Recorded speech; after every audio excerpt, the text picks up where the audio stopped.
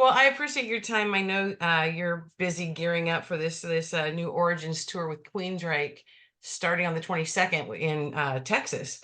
But I personally am excited about the 28th because you'll be in Sacramento again at Ace of Spades.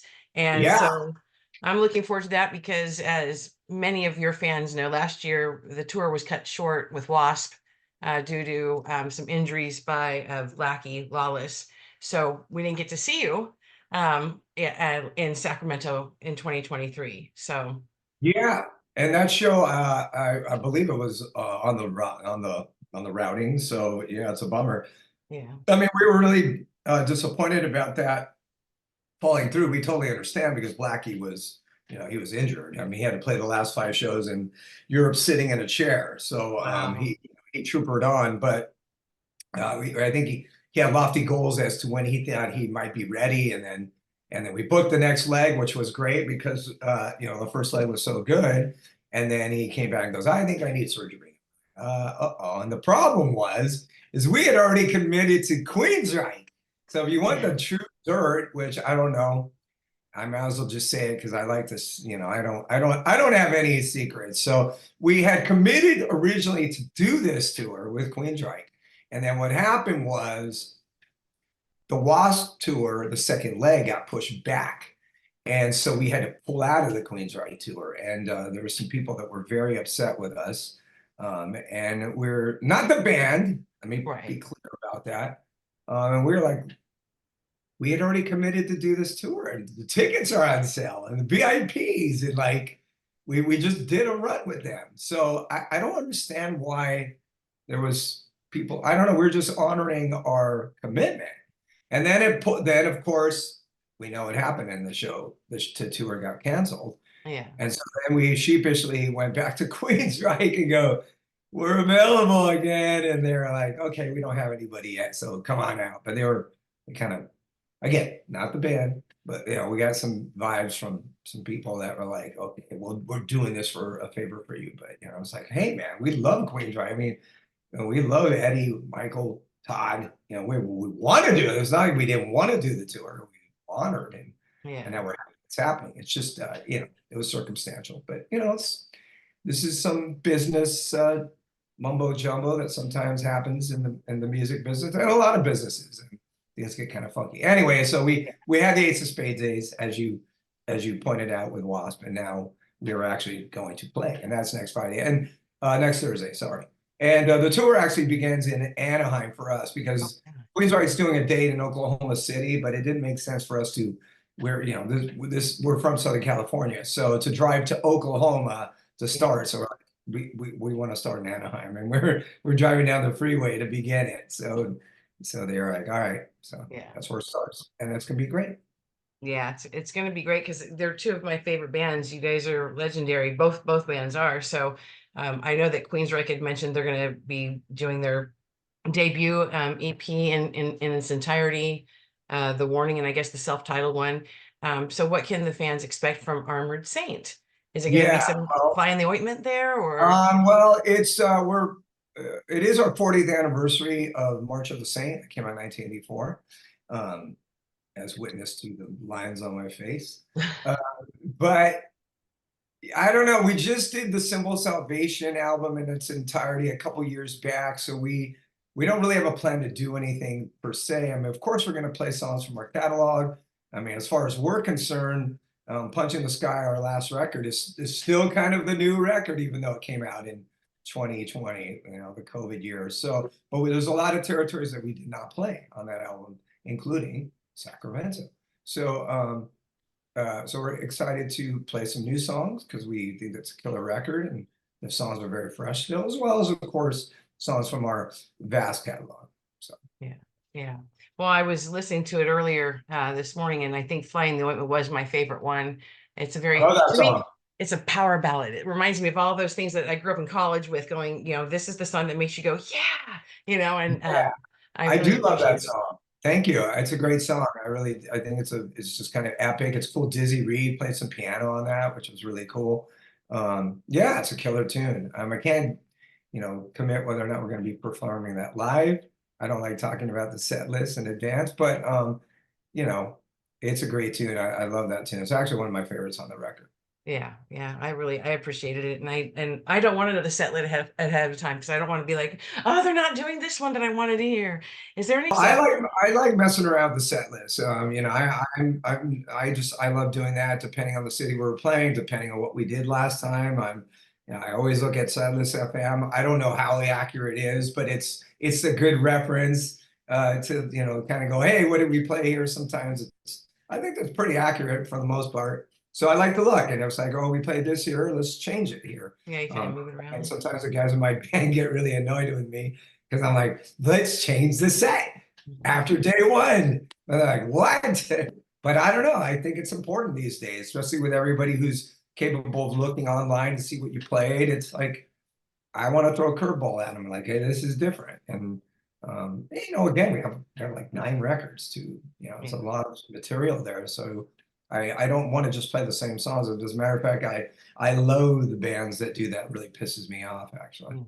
Yeah. Well, you know, it's nice to mix the old with the new because I went to I interviewed Mark Kendall from Great White a couple months ago, and I was like, "You have a new singer, new lead, but are you going to do the old stuff? Because that's what I like." And he just kind of Yeah, right. he said, "Yes, Exactly. but we've been writing lots of new stuff too." And I'm like, "Okay, that's cool. That's fair."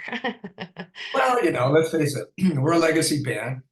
Mhm. We're lucky enough that we can combine playing, you know, new material that definitely sounds on its own, and that's not just our opinion. That's opinion from critics and Yeah. writers and the fan base. So, as well as, of course, we love what we were founded on, and you know, we know that they what are crowd pleasers, and so it's a combination of that, you know. But I don't, I am pleased that we are able to go out and play new material and get a great response from it. So, because you know, you don't want to only be. I didn't, you know, my whole life didn't end in 1987. You know, it's like I kind of went on and lived a lot of life after that. So I love 1987 to 84 to 87, and I cherish it. But you know, there's more to life than that. So, Yeah, but absolutely. Well, like you mentioned, you guys were formed in 1982, and all except for the new kid on the block, Jeff Duncan, everybody's been there. And is that a good thing or a bad thing? You guys are like a family now, and so it's easy to kind of collaborate when you're writing or,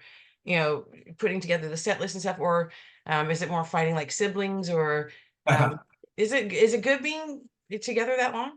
I'd say it's all of the above. You know, there's nothing. I think it's one of the coolest aspects that we were a band. Really, it's all the same guys has been. So you know, Dave's passed away back in, you know, 1990, and Jeff, you know, Jeff came around while Dave was still alive. Jeff started playing with Armored Saint in 1988 and playing shows with us and stuff. So it is the same guys really, and I think it's a really cool aspect of our band. You know, I mean, it's not all bliss. I ain't gonna lie about that. It's, you know, for the most part, we actually get along pretty well, especially on the road. Sometimes in advance, you know, things get funky because emails and texts, and you know, you're not sure how somebody is saying something or how am I interpreting that. Yeah. But you know, that is not anything different than any other band experiences, of course, whether they're older guys and been together for years or a new band, because you know, new bands Yeah. have battles as well, especially hierarchy battles, and you know, so at least Armored Saint at this, you know, older age, we were able to kind of feel our way and give each other space, and you know, work with each other in a way where everyone's respected. And I mean, look, it's the same guys. It's a really cool aspect of the band. I always say everybody kind of has a personal investment in most of the material because of that. And you know, it's a belief in this group that we've been together for so long. It's a big investment of our lives. And you know, we don't, it wasn't like we always rested laurels on making a ton of money. We really never did. So it's all really, you know, for the love of the music and the records. And you know, there's a really cool vibe when we get on stage together. Yeah. Um, you know, when you're looking at writing lyrics and making the new music, where do you draw your inspiration from? And is it a collaborative process, or is it you, or Well, right out that window I'm looking at, there's a vast supply of endless topics to choose from, and nothing more prevalent than, you know, what's happening in the world today. It's just like, wow, I don't know if I could write that many songs, quite frankly. But yeah, I'm lucky. I write the bulk of the lyrics. I mean, I'm certainly open to ideas. Somebody comes up with something cool. It's not like I hoard the lyrics, you know. But you know, I really think I'm a great lyricist, and I've really come into my own for years back, and I'm proud of myself. And I think the lyrics are something that a lot of people love about Armored Saint, and it's the one thing that I really cherish. You know, Phil came up with the idea of the title "End of the Attention Span." I was like, that's killer, and it was easy to write the lyrics to that. So, you know, again, I'm open to ideas, but in the end, I'm the one projecting it. I'm singing it. I have to believe in it. If I don't like it, I'm not going to sing it. So it's as simple as that. But you know, I think it's a collaborative effort for the most part when it comes to Armored Saint. Even if one guy is writing the bulk of the song, everybody kind of adds their little nuances and their vibes. And Joey produces it usually, and you know, is kind of the orchestrator of it all, and takes people's ideas and kind of constructs them into songs that maybe they weren't before. Maybe they were just some riffs.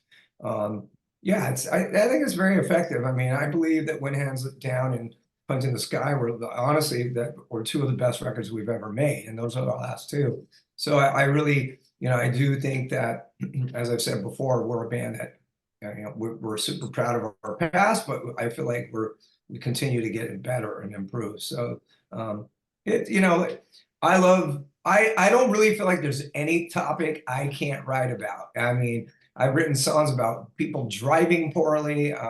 You know, I've written songs, you know, about, I mean, just endless topics, really.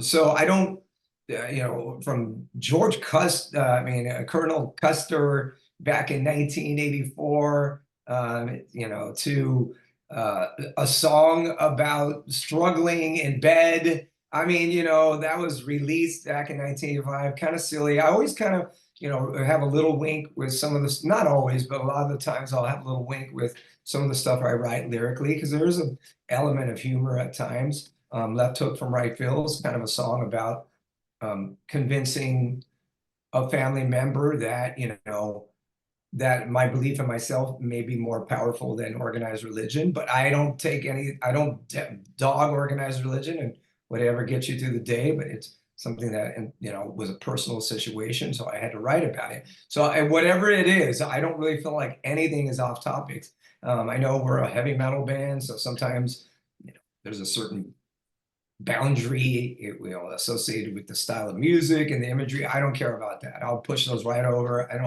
I don't feel like, you know, is this metal enough? I don't care. I'll write about it. As long as I feel belief in what I wrote and I think it's really interesting and it's going to make people think, then I'm down. Yeah, absolutely. And that's brings me to my next question is kind of what are your musical influences?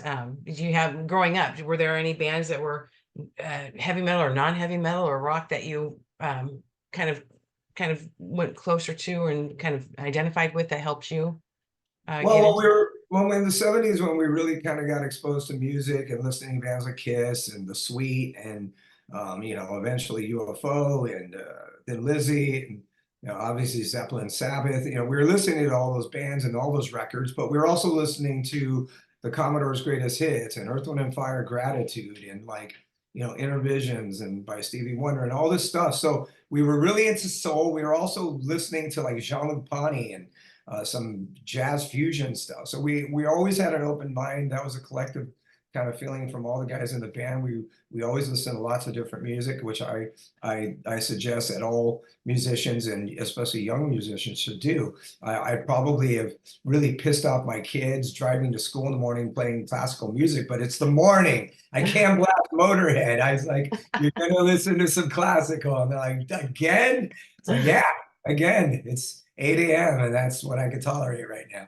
I want to hear like some Mozart. So, you know, again, all this I think seeps in somehow, some way into your psyche, and you kind of blend it together like a salad, and then boom, it comes out in some capacity. I always love old school soul and R&B singers, and as much as I wanted to emulate Bon Scott and Rob Halford, I wanted to sound like Maurice White, you know. So, you know, all that stuff is very has a lot of impact on not only me as a singer, but Armored Saint as a band, as writers, and it's real important. My wife and I went to go see the Dandy Warhols last night. They were killer. Really cool band from the 90s, I think, that Mhm. started you know, in I think Eugene, Oregon, Portland. They had one of the best live sounds I've ever heard. I was like, I can't believe I'm hearing this. Like the girl was playing the tambourine, and we were at the top. It was a theater, and like you could hear it cutting through, and that it was weird. I was like, I can hear that so perfectly. It was this incredible live sound that the sound mixer did. That you know, he just did an amazing job, and they're really fun and psychedelic sounding, and we had a great time. And you know, your shirt was something that we could relate to. You know. I love it. Anyway, So what, out of curiosity, what kind of music do your kids listen to? well, my daughter actually, I think, is into lots of cool music. She's been listening to some Radiohead, which is one of my favorite bands, and she's in college right now, so she's getting exposed to a lot of different stuff. I think my son's going through a little bit of a rap phase. Not Mhm. that I have a problem with hip hop and rap, but I do with certain types of it. Some of it's just straight up garbage. Not all of it. Let me Right. clarify that. No one's cooler than Public Enemy and you know, NWA and that stuff, you know, was also had a big influence on Armored Saint, Mhm. as far as just the attitude and the style. But some of the stuff, I was like, dude, that is just not good. It's just not good. And you know, but he also likes a lot of like alternative rock from the 80s, Tears for Fears, and he listens to, you know, he's really into them. So I just want to keep him listening to broad music. That's the important thing. Listen to everything, but don't just get caught up in one thing. And it's got to have quality. I mean, it has to have quality. And, you know, it can't just be some misogynistic lyrics. I mean, I'm sorry. It's just, I'm not into it. But, you know, he has to figure that out. Yeah, yeah. My son's 14 and he likes Nicki Minaj. And I mean, she's great. Then he likes another young lady named Caliucci, I took him to a concert for Caliucci, and she's got a great voice. But I introduced him to Deftones because they're from Sacramento. And I Okay, also introduced him to Beastie Boys. It's kind of a little crossover. It's a rap, it's punk, it's perfect. a bit of rock. Yeah. And he likes them, but I'm trying to gear him towards listening to, a wider array of music. And took him to Aftershock 2 years ago, and it was a waste of a ticket. He was like, I don't. Oh, no. So he's I'm not like, really into hard metal. You yeah, maybe yeah, Tesla. It's another yeah, great Sacramento. yeah. Yeah, They are great. Deftones. Yeah, Deftones are a thing, and you know, the Sacramento city of Sacramento should be real proud of them and of Tesla. You know, those are two really cool bands that come out from that yeah. region. So He did like maybe Papa Roach too. you know, it takes some time. You know, it's not a one and listen kind of thing. You gotta like let it absorb into you. They're a very deep band. So Like your song says, it's the end of my son's attention span. wow, he's not alone with that. Yeah, So, yeah, you know, that's not only an issue I think for the youth of the world today, but for adults. You know, for all of us, we struggle with that. You know, we're tied to this so much. It's insane. It's like you know, it's terrible. Actually, it's really horrible. My wife and I don't have social media.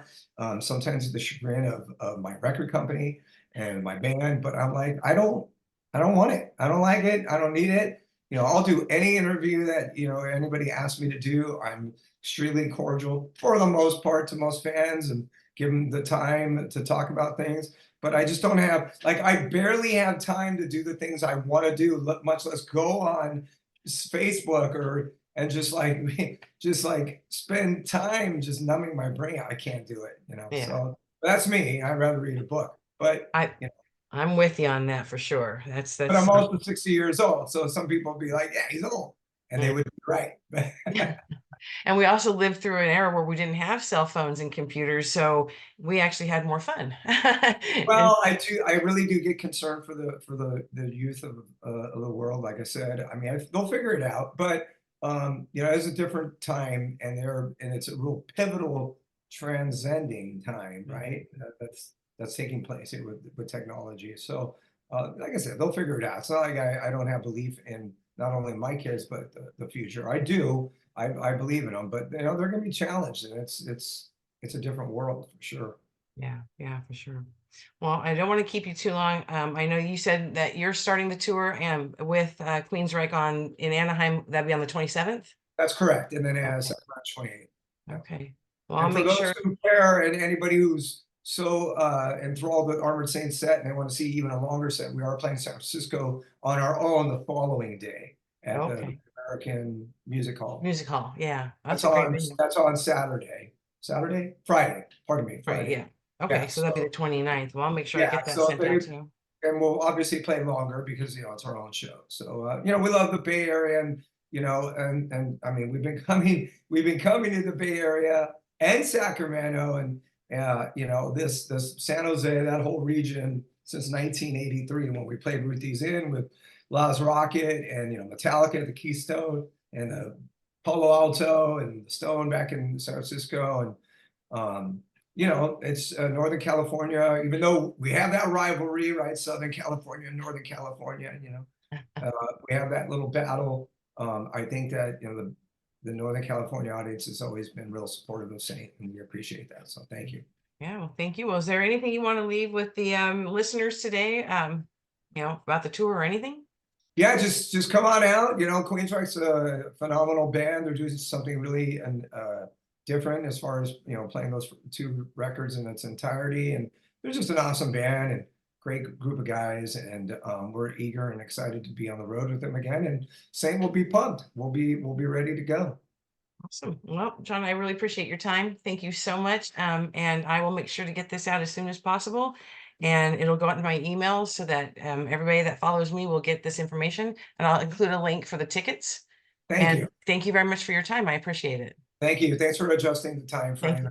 I appreciate that. And are you coming to Sacramento? I will be there on the 28th taking pictures. I'll be right in Okay, the front great. So make pit. sure you remind me, hey, John, hi, we did the interview, and I'm sure it's not that far from now, so I shouldn't forget. But please, I'll remind you.